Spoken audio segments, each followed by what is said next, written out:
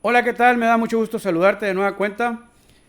Primero que nada, déjame felicitarte porque si has llegado hasta esta parte del curso, quiere decir que te has empeñado en dedicarle una parte de tu tiempo a repasar las clases que hemos estado diseñando para ti. Ahora bien, te preguntarás por qué estamos iniciando con una portada diferente a la que te teníamos acostumbrado. Y dice tercer nivel de la seguridad secundaria. Muy bien, te explico. En el capítulo anterior, que ya tuviste la oportunidad de observar, de escuchar, te diste cuenta que llegamos solamente hasta el segundo nivel de la seguridad secundaria. ¿Por qué lo hicimos así? ¿Por qué decidimos cortar hasta ahí? Bien, porque el video se estaba prolongando bastante y para ti iba a ser un tanto tedioso aprender tanta información de una sola vez. Entonces decidimos por eso cortar. Para nosotros también es más fácil editar el video. Entonces de esta manera ganamos los dos, ¿no? Ganan ustedes, ganamos nosotros. Muy bien, entonces vamos a empezar ahora a hablar, como lo refería, del tercer nivel de la seguridad secundaria. Pero antes déjame explicarte que este tercer nivel es de aplicación exclusiva para los trabajadores. Se refiere a todos aquellos elementos de seguridad y de protección personal con los que deben de contar los trabajadores cuando se exponen a los peligros y riesgos asociados a las tareas y al entorno en que las realizan. Bien, ahora es muy importante aquí marcar la diferencia que tienen los equipos de seguridad de los equipos de protección personal para no confundirnos. Los primeros, o sea, los equipos de seguridad, nos ayudan a evitar accidentes y los segundos, los equipos de protección personal, son para que en caso de vernos involucrados en accidentes, el daño en nuestro cuerpo se mitigue o reduzca con esos equipos que traemos puestos. Hasta aquí espero que me estés entendiendo. Te voy a dar un ejemplo para entender mejor esto. Ahora bien, pregúntate, y es un ejemplo que ya he utilizado en anteriores ocasiones. Utilizar el cinturón de seguridad del auto mientras conduces te ayuda a evitar que choques o te vuelques. Seguramente tu respuesta será negativa, pues sabes que si las condiciones se dan, sea que traigas puesto o no el cinturón de seguridad, de todas maneras chocarás y volcarás con el auto. La diferencia será que si traes puesto el cinturón de seguridad, eso evitará que salgas disparado como Superman contra el volante o a través del parabrisas, como lo conocemos nosotros, que salgas eyectado. Esto quiere decir entonces que ese elemento de protección por sí mismo evita los accidentes, no los evita, perdón. Ese elemento de protección por sí mismo no evita los accidentes, pero, ¿cómo nos ayuda? Si lo estabas utilizando en el momento de ese accidente vial. Exactamente así funcionan los equipos de protección personal que utilizamos en el trabajo. No evitan los accidentes laborales por sí mismos, pero sí van a reducir significativamente el nivel de daño que podría sufrir tu cuerpo si al momento del accidente los estás utilizando. Ahora bien, si logras que tus trabajadores comprendan y asimilen todo lo anterior, nunca más vas a necesitar que alguien los obligue a utilizar su equipo de protección personal. Ellos solitos, por iniciativa propia, es decir, por convicción propia, lo van a utilizar y quizás hasta te van a exigir que se los proporciones. Por otro lado, los equipos de seguridad sí son aquellos que nos ayudan a evitar accidentes. Por ejemplo, el que te pongo aquí en la diapositiva, el kit de bloqueo de energías peligrosas para aplicar el protocolo Logout Tag Out, que es tú ya lo conoces como etiqueta candado al intervenir una máquina o instalación eléctrica, o el equipo de respiración autónoma para el trabajador que va a realizar o que ingresa a un área que presenta una atmósfera no respirable por la deficiencia de oxígeno o por la presencia de una sustancia tóxica, etc. Ahora bien, considerando todo lo anterior, como supervisor de seguridad industrial, te debe quedar claro pues que el equipo de protección personal en realidad es una barrera protectora entre el cuerpo del trabajador y la fuente que pudiera causarle daño. De hecho, es la última barrera de protección con la que se cuenta. Por eso, estos elementos forman parte de la seguridad secundaria. Por eso, después de realizar la identificación y análisis de los peligros, la valoración de los riesgos y la aplicación de los controles operacionales, entonces ahora tú deberás seleccionar el equipo de protección personal más adecuado, estableciendo lo siguiente. ¿Qué es lo que vas a establecer? ¿Cuándo y dónde es necesario utilizar el EPP? Luego, la clase y tipo de EPP que corresponda. Enseguida, el cuidado y mantenimiento, vida útil y disposición adecuada del equipo. Vaya.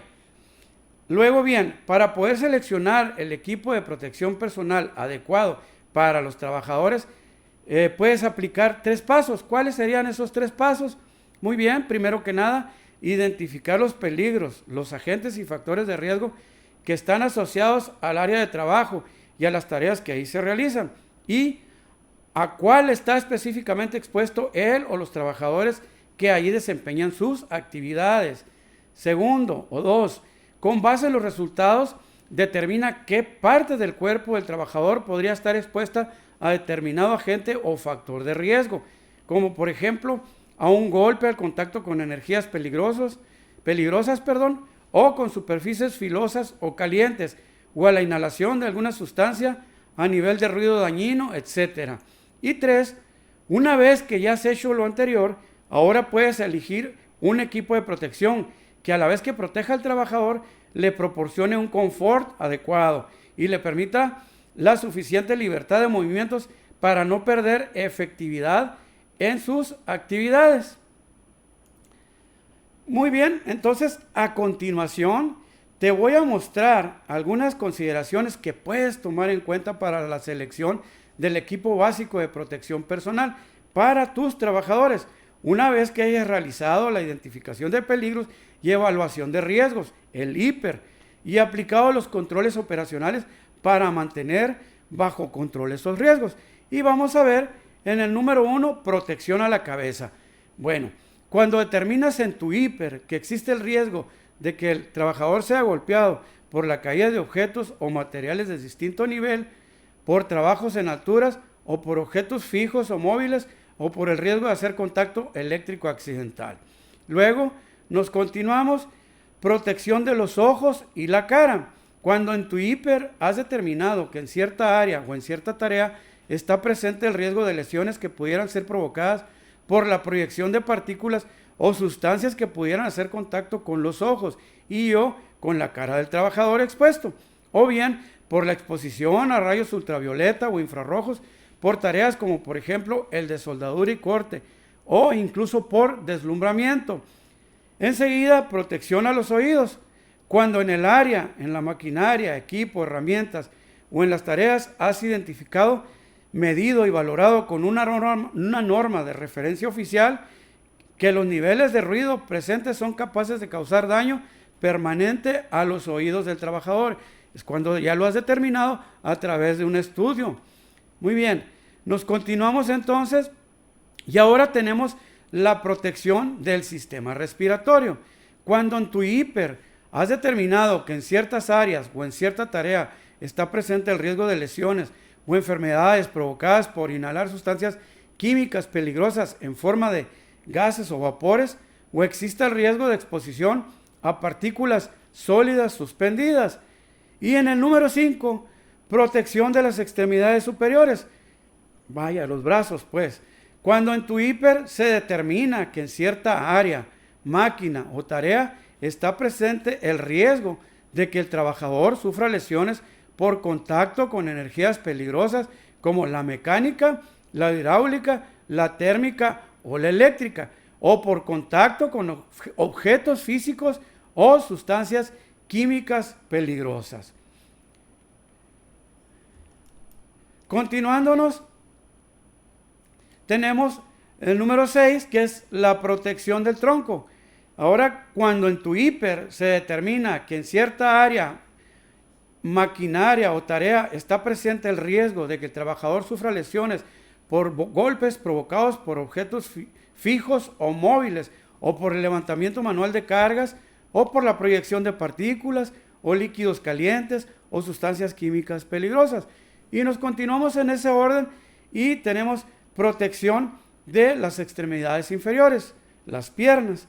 Cuando en tu hiper has determinado que en ciertas áreas o en cierta tarea está presente el riesgo de lesiones provocadas por la caída de objetos o materiales, por golpes de objetos fijos o móviles, por contacto con objetos o superficies punzocortantes, por contacto con energías peligrosas o por contacto con sustancias químicas peligrosas. Y por último, tenemos otros. Esto se debe determinar muy particularmente cuando existan riesgos que no han sido considerados inicialmente en tu hiper, cuando quizás a la incorporación de nuevos procesos productivos, materiales o tareas. Ahora tenemos los elementos de protección a la región anatómica expuesta a determinado riesgo. Y vamos a iniciar con el casco de seguridad. ¿Cuál es su función? Bueno, pues protege al trabajador expuesto al riesgo de golpes en la parte superior o lateral de la cabeza y o de contacto eléctrico accidental. Luego tenemos lentes, gogles o careta facial para protección de ojos y cara del trabajador expuesto al riesgo de proyección de partículas o sustancias químicas peligrosas, o bien por exposición a rayos ultravioletas o infrarrojos por tareas como soldadura y corte o incluso por deslumbramiento. Luego tenemos los tapones o orejeras. Protege los oídos del trabajador expuesto a niveles de ruido con capacidad de generar daño. Cuando los niveles, los decibeles estén por arriba de un límite permisible que cause afectación a la salud del trabajador. Y mascarillas de protección respiratoria y equipos de respiración autónoma. Esto sería para cuando exista el riesgo de exposición a materiales o sustancias químicas peligrosas o partículas sólidas suspendidas o atmósferas no respirables, ya sea por deficiencia de oxígeno o por la presencia de una sustancia tóxica. Y por ejemplo, te puedo dar la mascarilla que utiliza el soldador, ¿no? Para los humos que se desprenden por efecto del electrodo, el contacto con el metal. O, como decimos aquí, equipo de respiración autónoma. Te puedo dar un ejemplo de ellos, sería lo que tú has visto que utilizan los bomberos.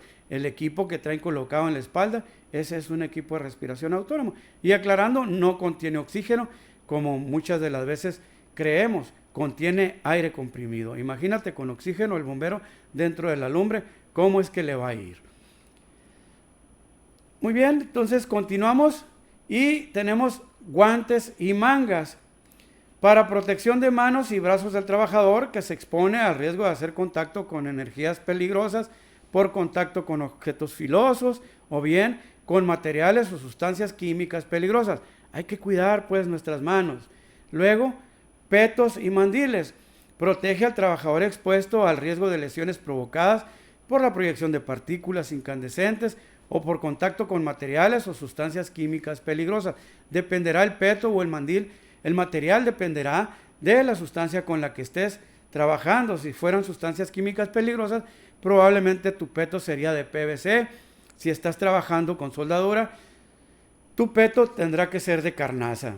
Luego tenemos ropa de trabajo ignífuga de protección eléctrica y o antiestática para protección del trabajador que se expone al riesgo de hacer contacto con energía térmica o eléctrica, con materiales o sustancias químicas peligrosas, preferentemente en tejidos de alta visibilidad o que cuente con reflejantes.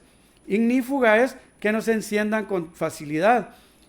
Luego tenemos zapatos, botas y polainas para la protección de los pies del trabajador que se expone al riesgo de hacer contacto con energías peligrosas, por contacto con objetos filosos, con materiales o sustancias químicas peligrosas, por la proyección de partículas incandescentes o bien por la presencia de superficies resbalosas.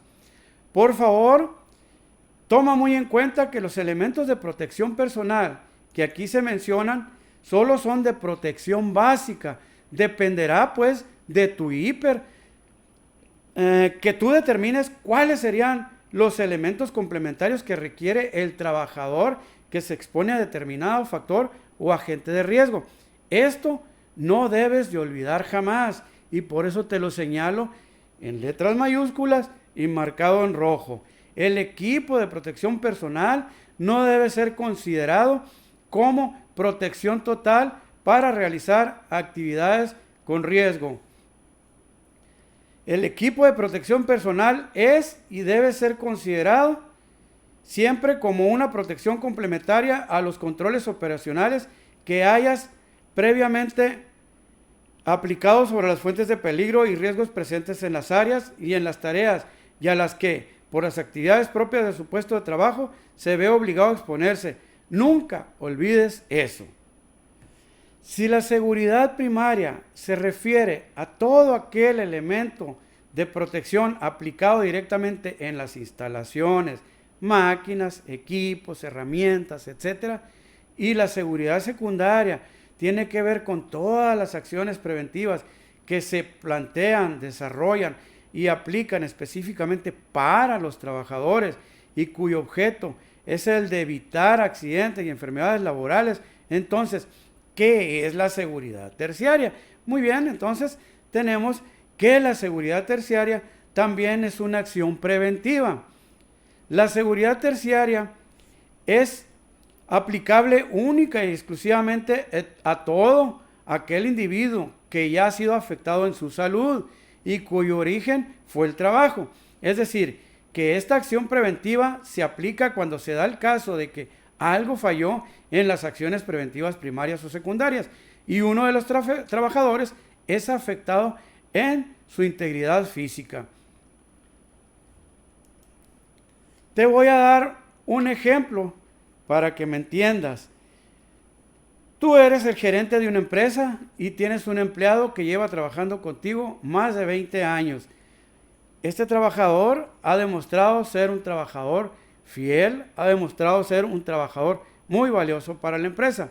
Un día, mientras este trabajador levantaba una caja, súbitamente sintió un fuerte dolor en la parte baja de la espalda.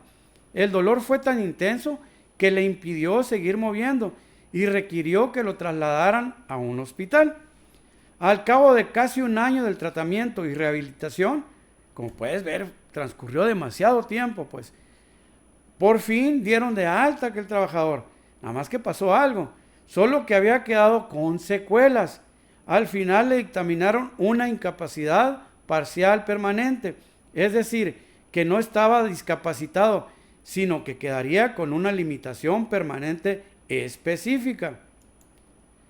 Ya regresó el trabajador al trabajo, a su centro de trabajo, pero llegó acompañado de una incapacidad parcial permanente y con la noticia de que ya no puede levantar cargas pesadas.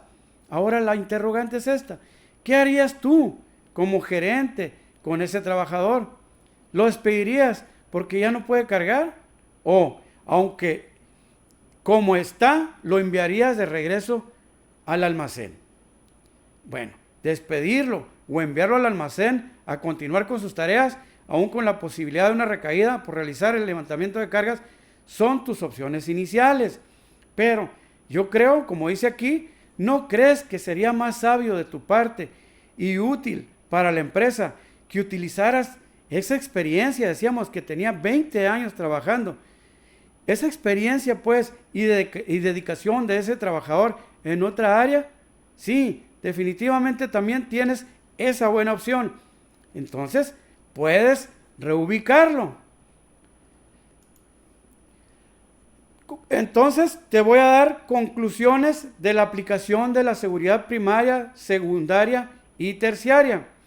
Para finalizar esta parte del tema, te diré una gran verdad. Cuando un supervisor de seguridad industrial conoce, comprende y utiliza en el ejercicio de sus funciones un modelo estructurado de aplicación de las acciones preventivas, como es el de la seguridad primaria y el de la seguridad secundaria en cualquiera de sus niveles, sus resultados como supervisor mejorarán significativamente.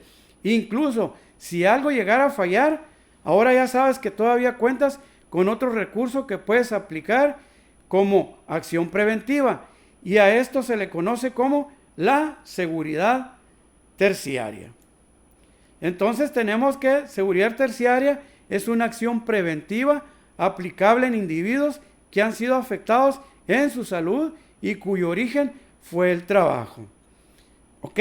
¿Quedamos claros hasta aquí entonces? Bien, vamos a continuar entonces.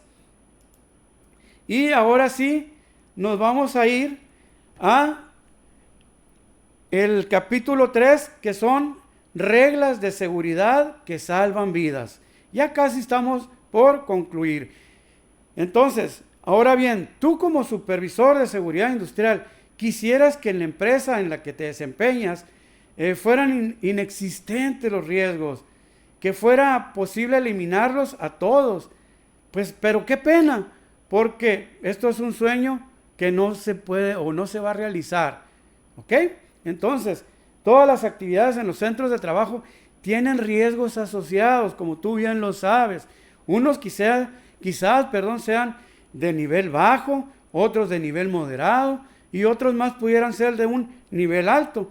Esos niveles dependerán de qué cosa, del tipo de instalación, las máquinas, los procesos productivos, los materiales, las tareas, etcétera, etcétera, etcétera.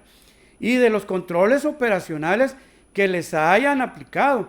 Así que si eres el supervisor de seguridad industrial de la empresa, te tocará entonces asegurarte que todos esos riesgos, sin importar el nivel, se mantengan correctamente controlados. Es decir, que siempre sean riesgo del tipo potencial, más nunca latentes. Eso tú ya lo entiendes, que es un riesgo potencial y que es un riesgo latente. Nos continuamos entonces y para fines prácticos tenemos que tu herramienta principal para lograr todo lo anterior, como te lo expliqué en el capítulo número 2, será la aplicación de la seguridad primaria.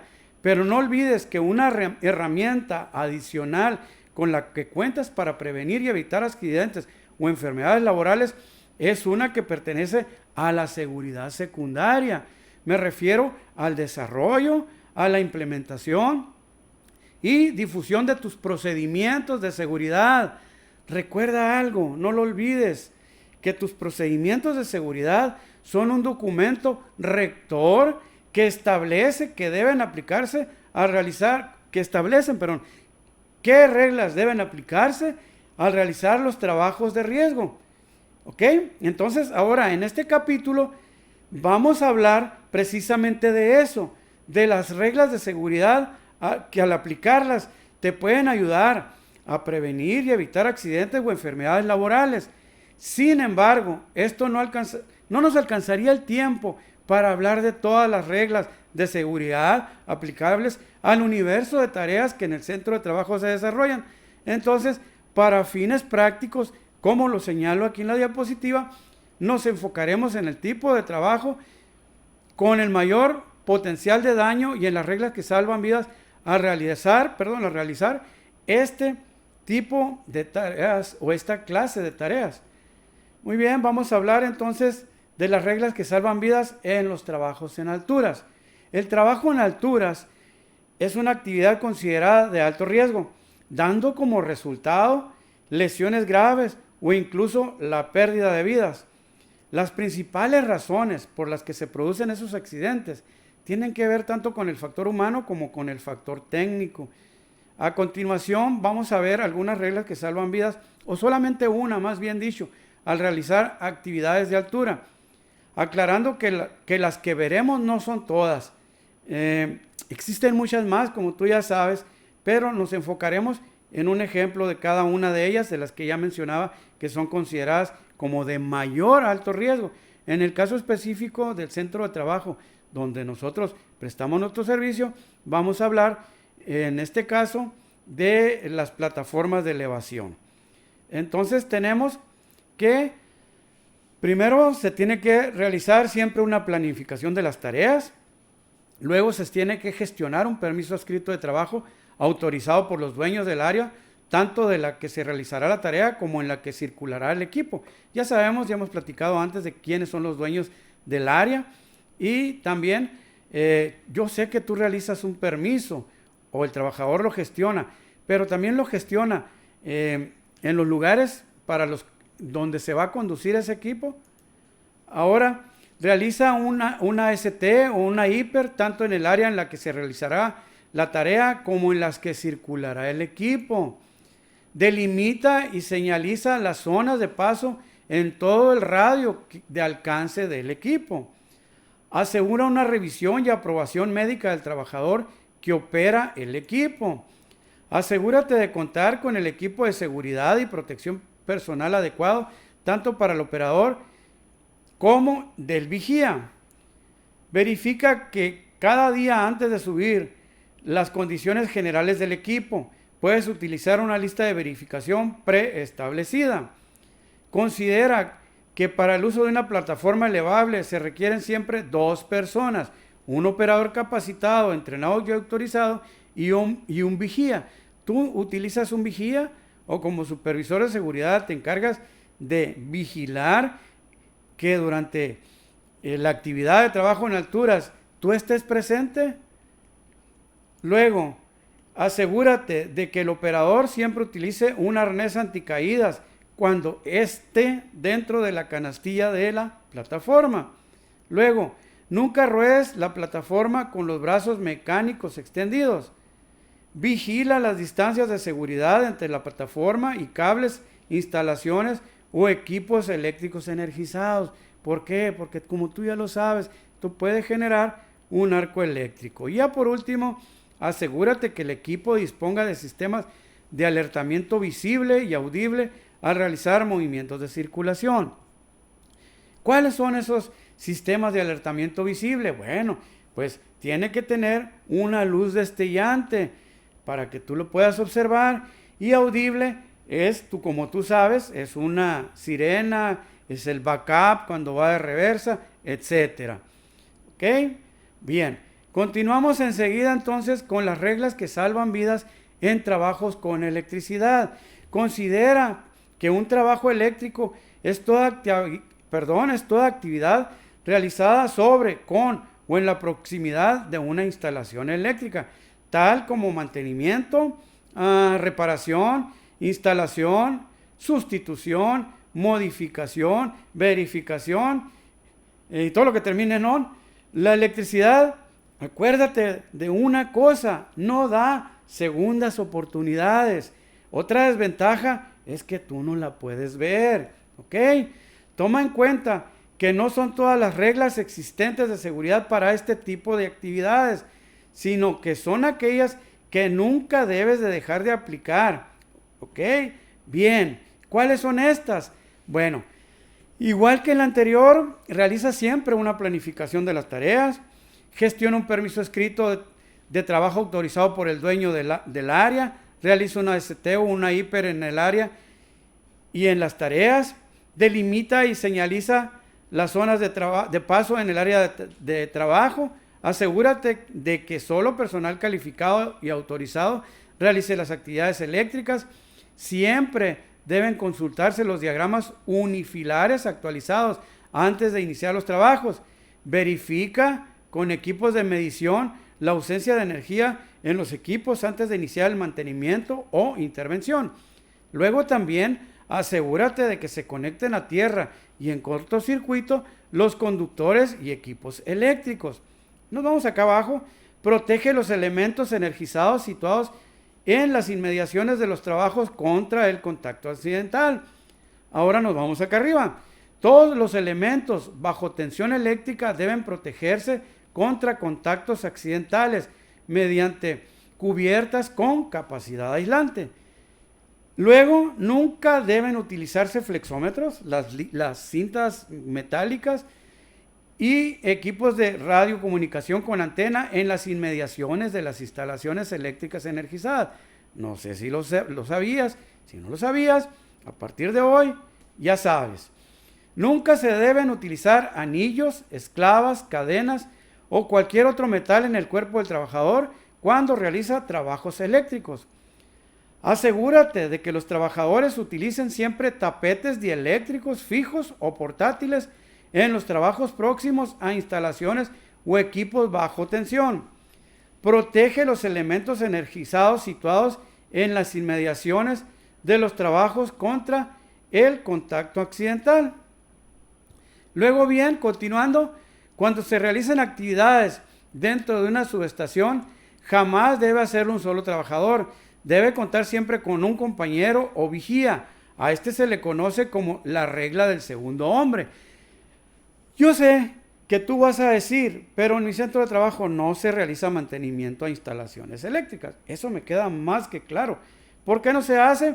Porque se contrata personal mucho más especializado. No dudo de tus capacidades o no dudo de las capacidades de los electricistas con los que cuentes en el centro de trabajo, pero se contrata a una empresa más especializada que únicamente se dedica a desarrollar ese tipo de actividades.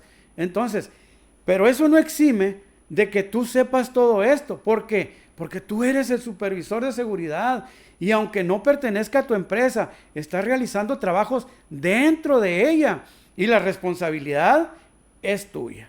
Que te quede bien claro eso. Luego, verifica que los trabajadores que realizan actividades utilicen únicamente equipo de seguridad y protección personal fabricado con materiales dieléctricos. Aplica la regla de una sola mano al trabajar en circuitos eléctricos energizados. Tú no lo vas a hacer, vuelvo a lo mismo, pero tienes que vigilar que así se realicen las tareas. Luego, recuerda que las herramientas y equipos eléctricos portátiles no deben emplearse en atmósferas inflamables o explosivas, a menos de que sea a prueba de explosión. ¿Ok? ¿Te quedó claro todo esto? Porque nos vamos a continuar con las reglas que salvan vidas en los trabajos con fuego. Pero antes tienes que comprobar que ningún trabajador, material o herramienta se encuentra en el área en el que se trabajó al concluir las actividades antes de volver a energizar. Tienes que checar, ya no hay nadie, muy bien, vamos a restablecer esa energía, pues, para evitar un accidente. Como te mencionaba ahorita, ahora nos vamos a continuar con las reglas que salvan vidas en los trabajos con fuego. Y tenemos, pues, tú lo sabes esto, pero te lo voy a recordar, los trabajos con fuego o en caliente son todas aquellas actividades que se realizan con el aporte de energía calorífica, mediante el cual se unen, separan o modifican piezas susceptibles a esta. Y te puedo dar unos ejemplos de estos trabajos. Pues se realizan en nuestro centro de trabajo de manera bien cotidiana, como es el soldar, el cortar con equipos de oxicorte, pulir o esmerilar, etcétera. Todas estas actividades son consideradas como trabajo de alto riesgo.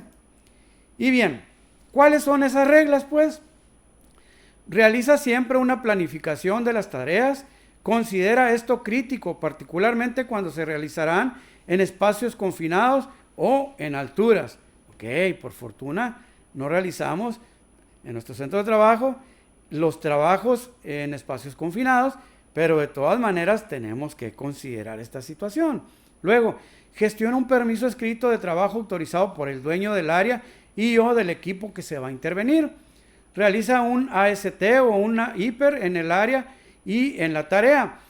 Como te darás cuenta, todas las reglas hemos estado empezando son muy similares en estos 3 pasos. Luego, delimita y señaliza las zonas de paso en el área de los trabajos con especial atención en aquellos que se realizan en altura. Proporciona el equipo de seguridad y protección personal adecuado para el tipo de tareas a realizar. Asegura ventilación natural o artificial en el área de trabajo.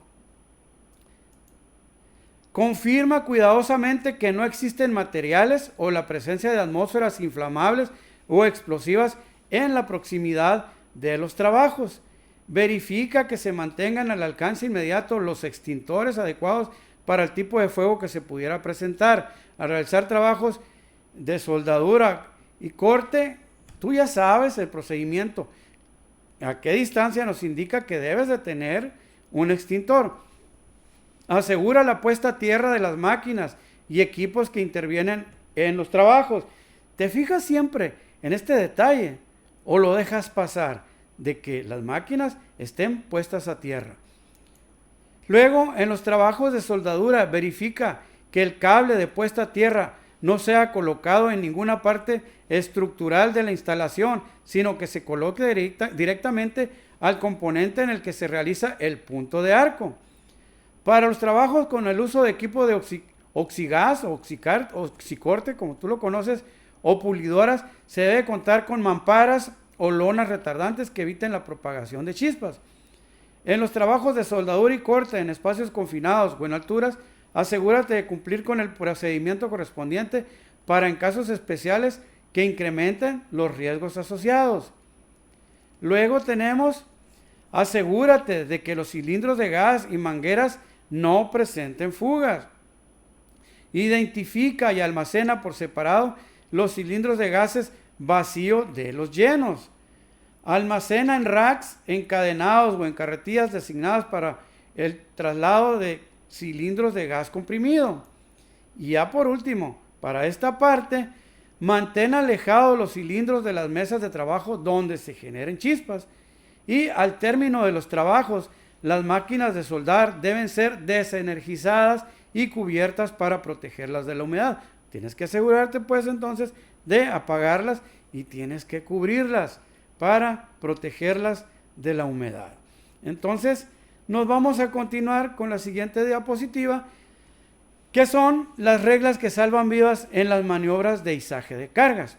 Y ahí te voy a platicar un poquito antes de entrar en detalle con esto, que los trabajos que involucran maniobras e izaje de cargas con grúas es una tarea también que se considera de alto riesgo por el elevado potencial de daño que representaría en caso de accidente. Eso tú ya lo sabes también.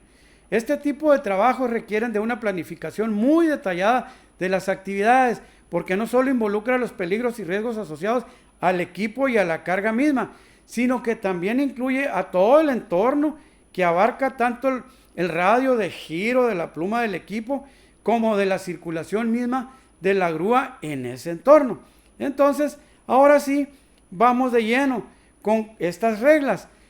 Nos dice aquí que realiza siempre una planificación de los trabajos, considera esto crítico en este tipo de tareas. Toma en cuenta el peso y característica de la carga, la capacidad de la grúa, el entorno en que se realizarán los trabajos, y la cualificación de las personas que intervendrán en las operaciones. Luego, gestiona un permiso escrito de trabajo autorizado por el dueño del área y también por todas las partes interesadas en que se van a realizar las maniobras.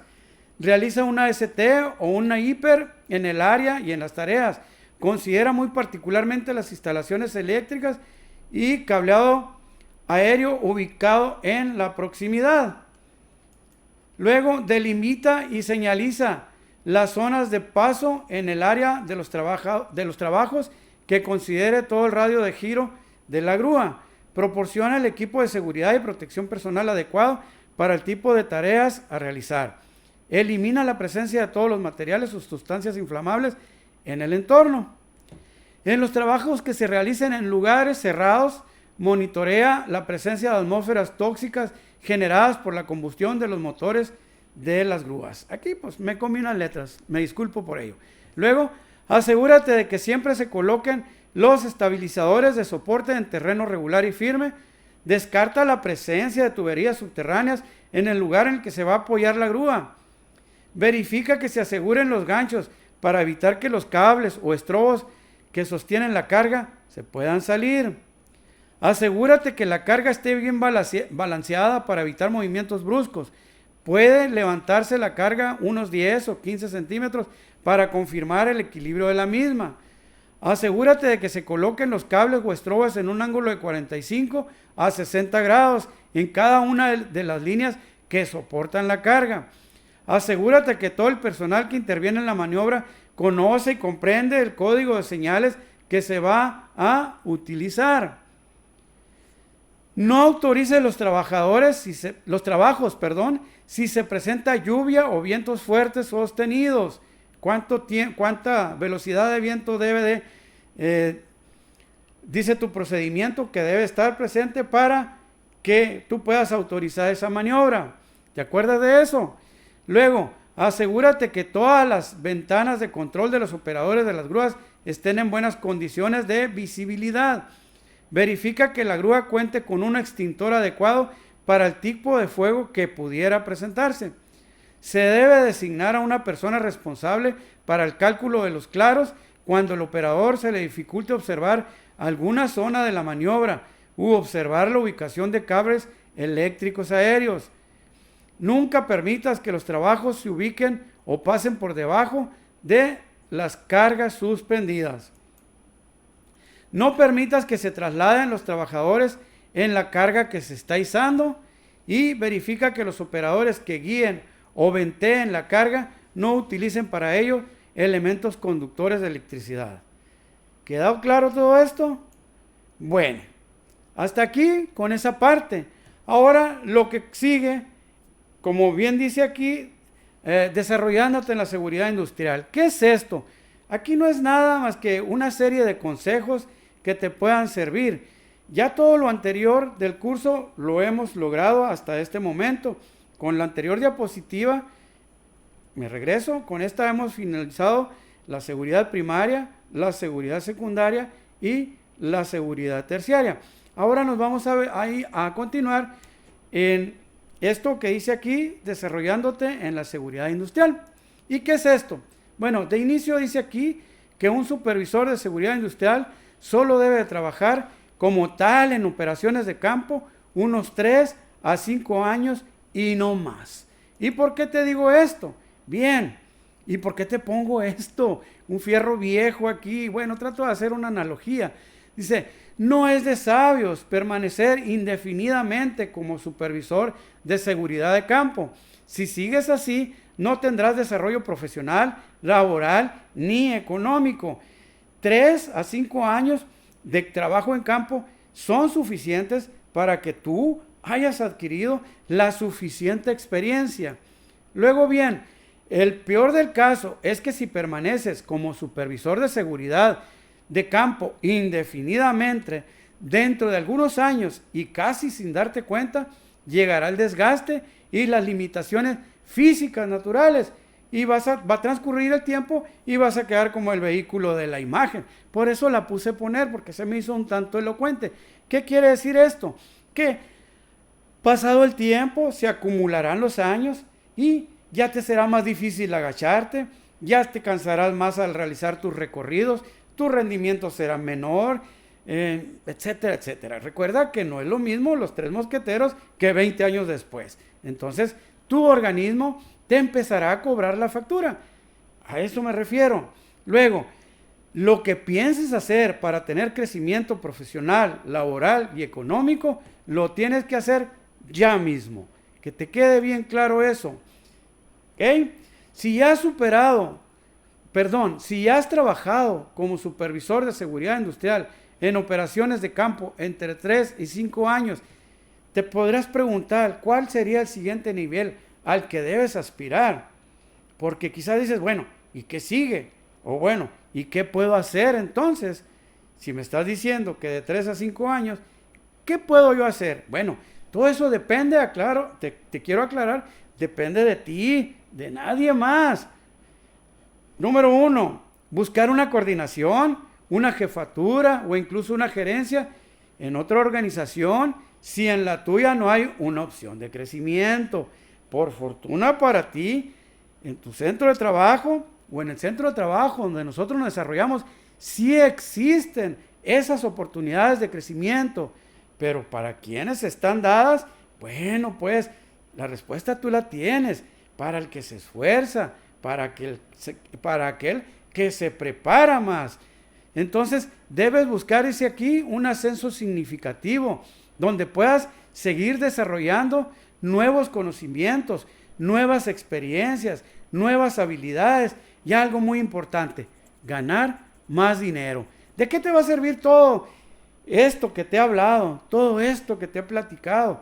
Bueno, precisamente para eso te va a servir. Es parte de tu formación personal, es parte de ese crecimiento. Yo te invito a que le dediques de manera bien consciente tiempo a estudiar todos los temas que hemos manejado. Aparte de que deberás realizar una evaluación escrita que, como podrás ver, es un tanto extenso.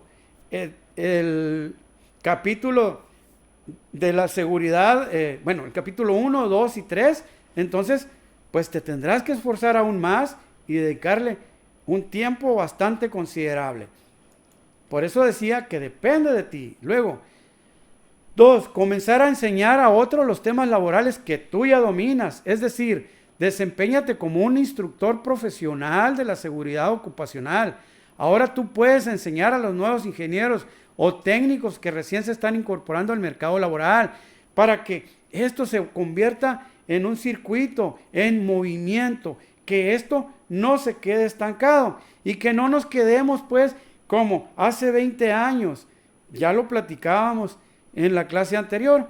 Luego, prepárate a un nivel más avanzado y certifícate para ofrecer asesoría y consultoría a organizaciones públicas y privadas. Puedes desarrollar los estudios de riesgos normativos, gestionar trámites ante las autoridades, desarrollar e implementar un sistema de gestión, realizar auditorías de seguridad, etc. ¿Cómo crees tú que iniciaron todas esas personas que vienen a auditar a la empresa? ¿Cómo crees tú que iniciaron todas esas personas que se dedican a publicar libros en el rubro de la seguridad y la higiene industrial? Bien, trabajando en campo. Ahí es donde vas a adquirir la experiencia. Ya la tienes. Prepárate ahora más. Certifícate. Toma cursos. Tú puedes ser autodidacta. No te limites, pues, a realizar solamente las tareas que ya tienes establecidas mediante una lista de cotejo o checklist. Luego viene aquí, dice, miedo a salir de la zona de confort, miedo de explorar nuevas formas que permiten nuestro crecimiento. ¿Y a qué voy con esto, muchachos? Bueno, a ti que me miras y que me escuchas, te quiero decir que yo entiendo esto porque yo he pasado por lo mismo. Yo también he tenido miedo. Yo también he estado en mi zona de confort y en la cual no me he querido mover por mucho tiempo porque me siento cómodo, porque me siento confiado. Pero ¿qué es lo que pasa? Que he llegado a un nivel en donde ya no hay más crecimiento. Ni crecimiento en cuanto a conocimiento, ni crecimiento en cuanto a lo económico. Entonces, tú tienes que aprender de las experiencias de otras personas. Por ejemplo, si quieres tomarme ejemplo que te digo, que yo he sentido ese miedo de salir de mi zona de confort, pero lo que te puedo decir, atrévete a hacerlo y verás que te va a ir muy bien. Pero depende de tu actitud, depende de cómo tú tomes las cosas. Ahora te voy a dar 6 tips que te pueden resultar de mucha utilidad. El primer tip es, plantéate un plan de desarrollo profesional. Escribe en un lugar que tú veas de manera frecuente y te recuerde a dónde quieres llegar, cuándo y qué necesitas para lograrlo, para que no se te olvide. Luego, sea lo que te dediques ahora, esfuérzate por ser el mejor en lo que haces. Diferénciate de los demás que hacen lo mismo que tú. Luego, asóciate con personas que piensen más o menos igual que tú, que también tengan aspiraciones y proyectos de crecimiento profesional, laboral y económico. Deja la mediocridad, deja la apatía, deja el mediocre. Eso es lo que te quiero decir en otras palabras. Luego, bien, sé honesto en los negocios. Siempre piensa en tratar a tus clientes como te gustaría que trataran a tus padres, hermanos o hijos. Fíjate bien. Luego, lee, y te lo señalé en mayúsculas y en negritas. De verdad, lee, estudia, investiga, actualízate, familiarízate con todo aquello que está relacionado con la disciplina a la que te dedicas. ¿Te sabes las normas? A lo mejor no de manera literal, pero si te mencionara yo una, ¿supieras de cuál te estoy hablando? Luego, vístete, habla, camina y trata a los demás como todo un profesional. como si ya fueras una persona muy exitosa, como si ya hubieras alcanzado todos tus objetivos profesionales y económicos. Eso manda señales a tu mente y crea una nueva realidad triunfadora. Si tú no te lo crees, nadie te lo va a creer. Entonces tú tienes que trabajar en ti mismo. Trabaja con tu mente, que tu mente se lo vaya creyendo. Conforme tú te lo vayas creyendo, vas a ir creciendo, vas a ir cambiando esa actitud. Como dice aquí, de nueva cuenta lo repito, vístete, habla, camina y trata a los demás como todo un profesional. Yo mencionaba antes en clases anteriores en el centro laboral que me desenvolvía antes, les decía yo a los muchachos, para ser luchador hay que parecer luchador. Entonces luego hacía un comparativo con mi persona y les decían, ¿creen ustedes que con este físico yo impresionaría a alguien si le digo que soy luchador? ¿Qué va a pasar? Pues va a decir, está loco, este amigo no es luchador, no tiene la facha, no tiene la finta. Es exactamente igual. Ahora bien, a manera de conclusión, fíjate lo que te voy a decir. Sea el puesto que ocupes actualmente en la seguridad industrial, no olvides esto. Eres una persona muy especial. Eres una persona que previene y evita accidentes, enfermedades laborales. Tú ayudas a los trabajadores a volver sanos a casa. Tu trabajo permite que se mantenga la continuidad en los procesos productivos en la empresa. Eso quiere decir que tú eres un supervisor de seguridad industrial. Espero que te haya quedado claro. Espero que todo lo que te he dicho te sirva en el desenvolvimiento de tu vida futura. Muchas gracias.